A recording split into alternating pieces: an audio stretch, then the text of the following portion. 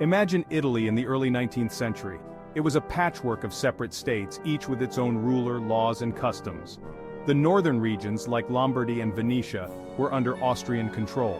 The south, including Naples and Sicily, was ruled by the Bourbon dynasty. The Papal States dominated central Italy. This division had a profound impact on the Italian people. They lacked a shared national identity. Economic and social progress was hampered by this fragmentation. The desire for a unified Italy began to stir. This movement, known as the Risorgimento, gained momentum throughout the 19th century. Intellectuals and writers played a crucial role in fanning the flames of nationalism. They reminded Italians of their shared Roman heritage and the glories of the Renaissance. Secret societies like the Carbonari emerged to challenge the existing order. They organized uprisings and spread revolutionary ideas. The Congress of Vienna in 1815 attempted to restore the old order.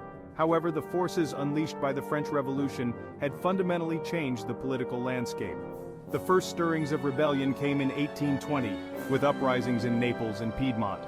The revolutions of 1848 further intensified the desire for change in Italy. The unification of Italy was a complex process. It was driven by political maneuvering, popular uprisings, and military campaigns. At the forefront were three key figures: Camillo Benso, Count of Cavour, Giuseppe Garibaldi, and Victor Emmanuel II. Cavour, the astute Prime Minister of Piedmont, Sardinia, was the architect of Italian unification. He was a master diplomat and a shrewd politician. Cavour recognized that Piedmont, Sardinia was the only state capable of leading the unification effort. He pursued a two-pronged strategy, strengthening Piedmont, Sardinia economically and militarily, and securing the support of powerful European allies, particularly France. Giuseppe Garibaldi, a charismatic and courageous military leader, was the embodiment of popular Italian nationalism. In 1860, with his band of volunteers known as the Red Shirts, Garibaldi launched his audacious expedition of the Thousand. They landed in Sicily and quickly overthrew the Bourbon monarchy. Victor Emmanuel II, the King of Piedmont, Sardinia, provided the necessary political legitimacy and military backing for unification. He was a pragmatic ruler who understood the importance of symbolism and popular support. While Cavour worked behind the scenes, Victor Emmanuel II became the figurehead of the unification movement. The combined efforts of these three figures proved decisive. Cavour's diplomacy secured French support in the war against Austria in 1859, leading to the annexation of Lombardy. Garibaldi's conquest of Sicily and Naples in 1860 brought the south under the control of Piedmont, Sardinia. In 1861, the Kingdom of Italy was proclaimed, with Victor Emmanuel II as its first king. Finally, in 1870, with the French troops withdrawn from Rome, the Italian army entered the city, completing the unification process. The unification of Italy was not solely a matter of military victories and political maneuvering. It also involved overcoming deep-seated socio-political challenges. The newly united nation was a mosaic of different regions, each with its own distinct history, culture, and dialect. Bridging these regional divides and forging a sense of shared national identity proved to be a daunting task. The North was more industrialized and urbanized, while the South remained largely agricultural and impoverished. This economic disparity created tensions between the two halves of the country. The political landscape of the newly unified Italy was equally fragmented. The North was more accustomed to constitutional rule and liberal ideas. The South, under Bourbon rule, had a long tradition of centralized authority.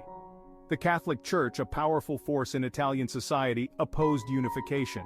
Despite these challenges, the newly unified Italian state made significant strides in consolidating its power and creating a sense of national unity.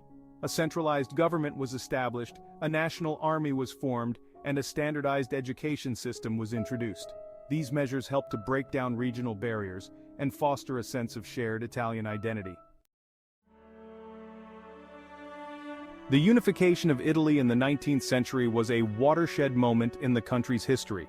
It marked the end of centuries of foreign domination and internal fragmentation, giving rise to a new sense of national identity and pride. The legacy of unification continues to shape Italy's political, social, and cultural landscape today. The unification process had a profound impact on Italy's national identity. It instilled a sense of shared history, culture, and language among Italians, despite regional differences. The Risorgimento, with its emphasis on patriotism and sacrifice, became a cornerstone of Italian national narratives. The heroes of unification such as Cavour, Garibaldi, and Victor Emmanuel II are still revered today as symbols of Italian unity and resilience. Their images adorn public squares and their names grace countless streets and piazzas throughout the country. The unification also left its mark on Italy's political system. The new Italian state adopted a centralized model of governance, with power concentrated in Rome. This decision, while necessary for consolidating national unity, also contributed to the enduring North-South divide.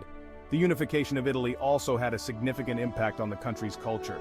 It led to a flourishing of Italian literature, art, and music.